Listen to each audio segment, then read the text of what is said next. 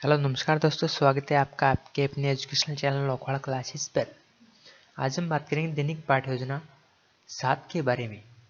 दैनिक पाठ्य योजना 7 में आज हम जानेंगे कि किस प्रकार हम गणित विषय के बारे में हम जानना चाहते हैं और हम आज पढ़ेंगे प्रकरण घनाभ। तो इसमें आप जैसा कि देख रहे हैं, सबसे पहले में विद्यालय का नाम लिखना होता है। विद्यालय राजकीय उच्च माध्यमिक विद्यालय नेटवर्क, रोल नंबर 41, कक्षा, विषय, प्रकरण, समयावधि, क्लास, दिनांक, ये सब लिखने के बाद आपको उद्देश्य और अपेक्षित व्यवहारगत परिवर्तन लिखने होते हैं। जैसा कि एक नंबर है ज्ञान, छात्र घनाभ के बारे में ज्ञान प्राप्त कर सकेंगे। नंबर 2, छात्र घनाभ के बारे में प्रत्यास्मरण कर सकेंगे। उद्देश्य आता है नंबर 2, अवबोध, छात्र घनाभ के बारे में संबंध कर सकेंगे। छात्र घनाभ के बारे में निष्कर्ष निकाल सकेंगे। नंबर 3, ज्ञानोपयोग, छात्र घनाभ के बारे में निष्कर्ष निकाल सकेंगे। छात्र घनाभ के बारे में जानकर इसका नवीन परिस्थितियों में प्रयोग कर सकेंगे। नंबर 4, कौशल, छात्र घनाभ का रेखाचित्र बनाने में दक्षता प्राप्त कर सकेंगे। छात्र घनाभ का अभिलेखन कर सकेंगे। अभिरुचि, छात्र घनाभ के बारे में अधिक जानकारी के लिए पुस्तकें पढ़ने में रुचि लेंगे। छात्र घनाभ का प्रतिरूप एकत्रित करने में रुचि लेंगे। नंबर 6, अभिवृत्ति, छात्र घनाभ के बारे में सकारात्मक दृष्टिकोण अपना सकेंगे। छात्र घनाभ के बारे में वैज्ञानिक दृष्टिकोण अपना सकेंगे। आगे आता है हमारा उद्देश्य पूरा होने के बाद में सहायक सामग्री। सहायक सामग्री हम सामान्य और विशिष्ट अलग अलग भी लिख सकते हैं और साथ में भी लिख सकते हैं। तो सामान्य में आ जाएगा श्यामपट्ट, चौक, डस्टर, लपेट फलक, पुस्तक आदि। विशिष्ट में घनाभ को प्रदर्शित करता हुआ चार्ट या नमूना, जो कुछ भी आप बनाएं वो लिख सकते हैं। पूर्व ज्ञान, विद्यार्थी घनाभ के बारे में सामान्य जानकारी रखते हैं। प्रस्तावना प्रश्न, प्रस्तावना प्रश्न में छात्राध्यापक क्रिया और छात्र क्रिया, हमें ऊर्जा किससे प्राप्त होती है। भोजन से, भोजन किस प्रकार पकाते हैं। गैस, चूल्हा, अंगीठी आदि पर।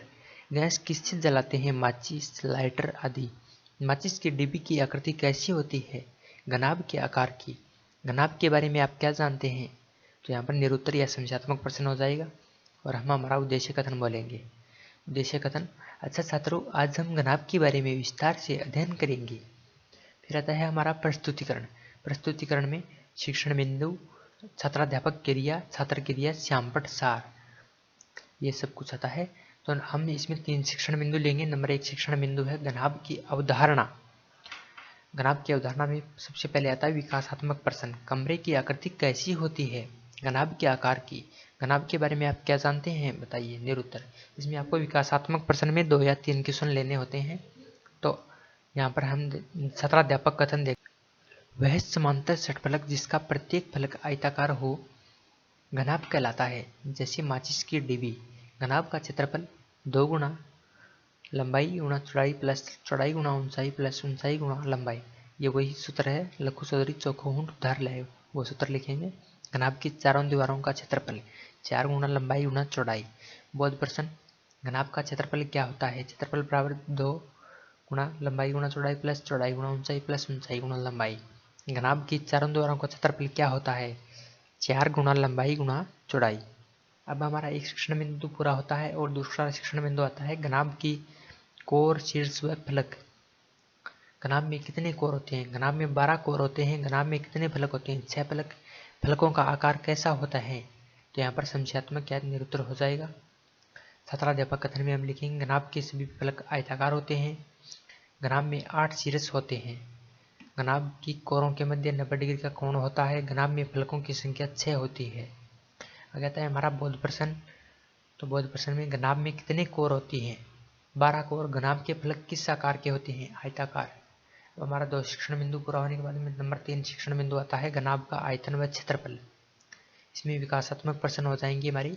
घनाभ का आयतन ज्ञात करने का सूत्र क्या होता है। आयतन बराबर लंबाई गुणा चौड़ाई गुणा ऊंचाई। नंबर 2, यदि घनाभ की लंबाई, चौड़ाई व ऊंचाई समान हो तो क्या आकृति बनती है। घन।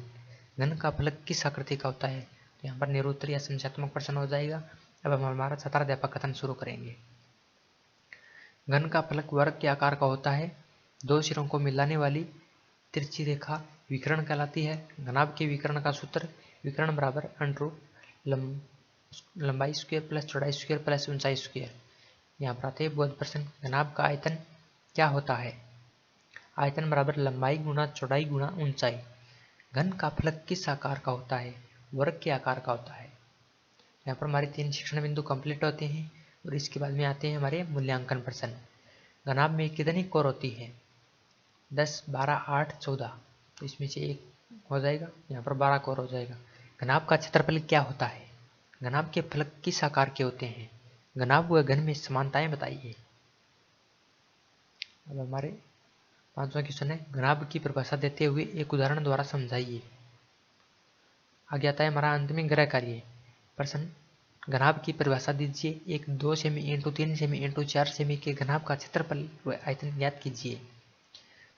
तो ये हो गया हमारा पाठ्य योजना 7, दैनिक पाठ्य योजना नंबर 7, घनाभ और विषय था गणित। इसी प्रकार की हमारी मैथ की और वीडियो भी अपलोडेड है, आप प्लेलिस्ट में जाकर हमारे चैनल पर देख सकते हैं। और यदि अच्छा लगे तो चैनल को सब्सक्राइब कीजिएगा। तो दोस्तों, यदि वीडियो पसंद आया तो वीडियो को लाइक और शेयर जरूर कीजिएगा। धन्यवाद दोस्तों। जय हिंद, जय भारत।